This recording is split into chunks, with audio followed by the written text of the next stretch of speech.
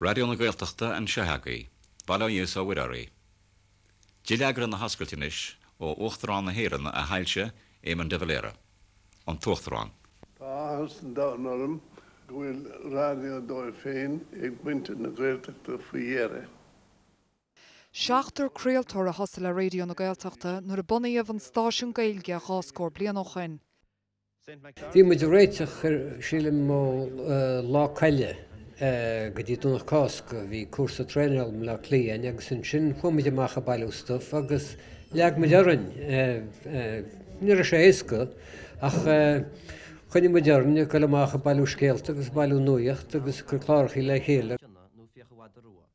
Na cuimhnaí is smús dóid tham a goil hartan seo fud Conamara agus goil suas go tír chonel agus síos go céirí agus a Casla le daine nar chasmé lobí ó hána. Agus i dtína chláirchaí documéide agus chláirchaí mar dear a crénig céile chláirchaí drámaíochta crénig céile bhí buna ar leabhar Mhairtíní Chain agus a gobar le Johnny Holwaig agus a gobar le eisteoirí Conamara agus a churéin winter Conamara. Well, ceann tá sí léidir chun an cúigear a mí fearra na ag seachtas trí a lágur tu chu trí stúdíon le chéile go chuireach cem go látar. Ach mar hála an bhaidin sin bhlaig Jack Lynch all táchan cáú na bliana na ag seachtas trí go chuireach fian fáil as efig agus gur háigh choréaltas. Is cinan go bá an lásán agus an obbuid a chuigisteach sa chéad chlár adarghilteachta. Bhí berta dtír chanal bertan so agus bertó fan sin go chuigh video. Tháinig cúigear gon seachtar sin Breandán Feiritéar, Maidhc P Ó Conaola, Timlín Ó Cearnaigh, Meaití Jó Shéamuis agus Seán Ó Tuairisg le chéile a ríiste neo chun comóra dhéanana ar an ócáid stáil.